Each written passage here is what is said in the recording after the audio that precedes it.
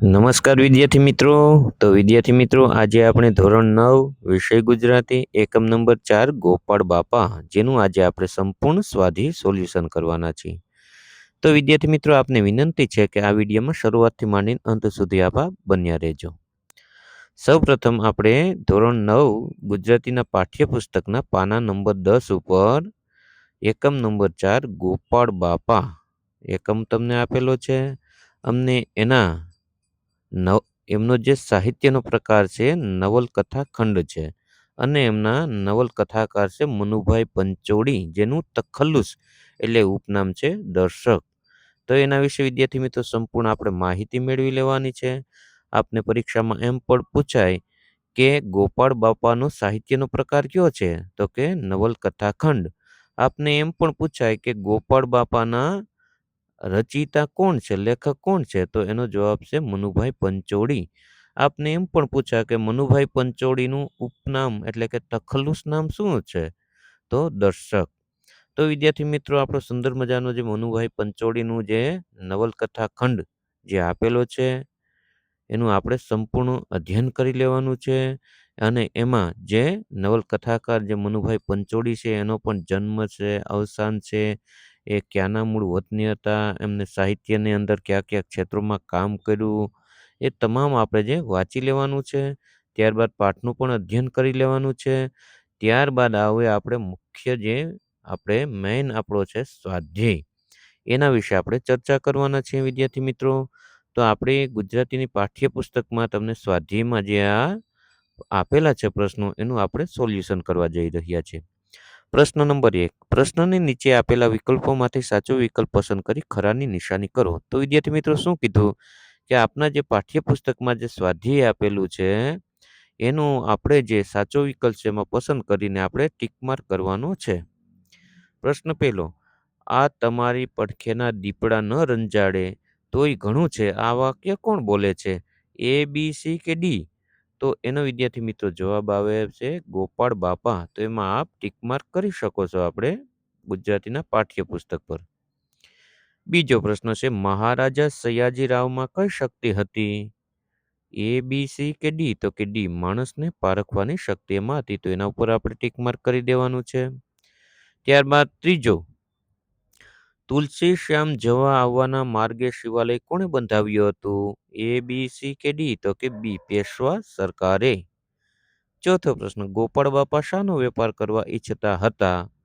તો એ, બી, C, D માંથી એનો જવાબ છે સાચો ડી, હરિનામનો. ત્યારબાદ મુખ્ય પ્રશ્ન બીજો, કારણ આપો. પ્રશ્ન 1, ગોપાળ બાપાએ શિવાલયની પૂજા કરવાની શા માટે ના પાડી દીધી? કારણ કે? તો એનો ઉત્તર વિદ્યાર્થી મિત્રો લખવાનો છે કે ગોપાળ બાપાએ શિવાલયની પૂજા કરવાની ના શા માટે પાડી દીધી હતી, એનું શું કારણ છે? તો જો જવાબ કરીને મેં લખ્યું અહીં કે ગોપાળ બાપાએ શિવાલયની પૂજા કરવાની ના પાડી દીધી કારણ કે તેઓ એમ માનતા હતા કે આપણે સૌ મૂર્તિઓ જ છીએ. આ મૂર્તિઓને રહેવાની જગ્યા નથી મળતી, ત્યાં વળી પથ્થરની મૂર્તિઓને ક્યાં પધરાવવી? બીજો પ્રશ્ન છે, ગોપાળ બાપા શિંગોડા નદીના કોતરો ખરીદવા ઈચ્છતા હતા કારણ કે? ઉત્તર, ગોપાળ બાપા શિંગોડા નદીના કોતરની જમીન ખરીદવા ઈચ્છતા હતા કારણ કે એ કોતરોનું તળ સાચું છે, એની અંદરના ગાળામાં પાણીના ધરા ભરેલા હોય છે, ગમે ત્યાં 8 હાથ સુધી ખોદતા જ પાણી નીકળે છે, આ જમીન વિશેષ પ્રકારની છે, એ શિંગોડાના મારને કોઈ પણ રીતે રોકીએ તો આ કોતરોમાં બનારસી લંગડો પાકે. બનારસી લંગડો એટલે કે લંગડો નામની વિદ્યાર્થી મિત્રો કેરી આવે છે જાત, જેવી રીતના કે હાફૂસ, કેસર, રાજાપુરી, તોતાપુરી, એવી રીતના એક લંગડો નામની કેરીની જાત આવે છે. લંગડો પાકે અને ગરીબોના અમરફળ જેવા બોર ઢગલે ઢગલા ઉતરે તેમ છે. તો વિદ્યાર્થી મિત્રો, આ વિડીયો આપને પસંદ આવતો હોય તો વિડીયોને એક લાઇક કરી દો, સુંદર મજાનું કમેન્ટ કરી દો. અને આ વિદ્યાર્થી મિત્રો હજી પણ તમે મારી આ યુટ્યુબ ચેનલ સુરેશ સાહેબ નામની ચેનલને સબસ્ક્રાઈબ ન કરી હોય તો પ્લીઝ સબસ્ક્રાઈબ કરવાનું ન ભૂલતા, કેમ કે વિદ્યાર્થી મિત્રો આ ચેનલ ઉપર હું ધોરણ 4 થી માંડીને ધોરણ 12 સુધીના તમામ વિડીયો, ભાષાના વિડીયો હું મૂકું છું. ચાહે કોઈ ગુજરાતીનું પાઠની સમજૂતી હોય, કવિતાની સમજૂતી હોય, સ્વાધ્યાયના પ્રશ્નોના જવાબ હોય, કે અભ્યાસના પ્રશ્નોના જવાબ હોય, સ્વઅધ્યયન પોથી સોલ્યુશન, એ બધા પ્રકારના વિડીયો હું આ ચેનલમાં મૂકું છું. તો પ્લીઝ જરૂર મને સબસ્ક્રાઈબ કરી લેજો. અને આ વિદ્યાર્થી મિત્રો આપનું કોઈ સૂચન હોય તો એ પણ આવકાર્ય છે. જરૂર મને કમેન્ટ કરીને કહેજો, તો એ પ્રમાણે આપણે સુધારો વધારો કરીશું. હવે મુખ્ય પ્રશ્ન ત્રીજો આવ્યો છે. નીચેના પ્રશ્નોનો 7-8 લીટીમાં ઉત્તર લખો. તો વિદ્યાર્થી મિત્રો 7-8 વાક્ય લીટી એટલે વાક્યમાં આપણે જવાબ લખવાનો થાય કે પાઠને આધારે એટલે કયો પાઠ? તો કે ગોપાળ બાપા પાઠને આધારે સયાજીરાવ ગાયકવાડ વિશે 7-8 વાક્યો લખો. ઉત્તર: સયાજીરાવ ગાયકવાડ ગોપાળ બાપા સાથે વાતો કરતા કરતા ચાલતા હતા, ત્યારે જ સયાજીરાવ ગાયકવાડે ગોપાળ બાપાને પારખી લીધા હતા. ગોપાળ બાપા પ્રામાણિક અને નિષ્ઠાવાન છે, એમ જાણી સયાજીરાવ ગાયકવાડે એમને કોતરની જમીન લખી આપી.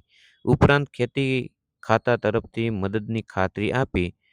ગોકળ બાપાએ અપૂજ મંદિરનો બંદોબસ્ત કરવાની ના પાડી, તો પણ તેમને એ વાતનું માઠું નથી લાગતું, પણ મૂર્તિને નામે ત્યાં સૌને આશરો મળે એવું સૂચન કરે છે.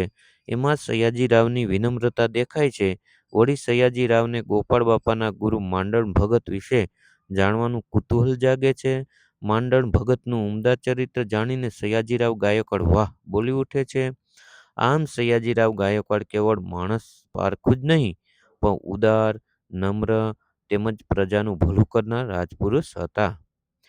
પ્રશ્ન બીજો, ગોપાળ બાપાનું પાત્રાલેખન કરો એટલે પાત્ર ચિત્રણ કરો કે ભાઈ ગોપાળ બાપા કેવા હતા. તો એના વિશે પાત્ર લેખન કરવાનું છે, એનું પાત્ર ચરિત્ર કરવાનું છે, પાત્ર ચિત્રણ કરવાનું છે. કોઈ પણ શબ્દ આપણે લખી શકીએ. ઉત્તર: ગોપાળ બાપા નિષ્ઠાવાન અને નીડર પુરુષ હતા. સયાજીરાવ ગાયકવાડ સાથે વાતચીત દરમિયાન એમની આમન્ય રાખે છે, પણ પોતાના વિચારોને નીડરતાથી સયાજીરાવ પાસે રજૂ કરે છે. ગોપાળ બાપાએ સયાજીરાવને સૂચન કર્યું કે કોતરની જમીન પર શિંગોડાના મારને રોકી શકાય તો ત્યાં બનારસી લંગડો કેરી અને ગરીબો માટે અમરફળ જેવા બોર ઢગલે ઢગલા ઉતરે.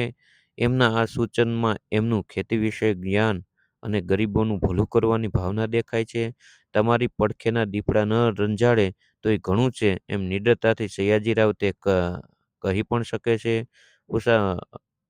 ત્યારબાદ છે પૂજાનો બંદોબસ્ત કરવા સંબંધી સયાજીરાવના સૂચનને સહજ વધાવે છે. ગોપાળ બાપા મૈત્રી ધર્મ પણ સારી રીતે નિભાવી જાણે છે. એમાં ક્યાંય દિલચોરી નહીં, ક્યાંય સ્વાર્થવૃત્તિ નહીં, ક્યાંય બેવફાઈ નહીં.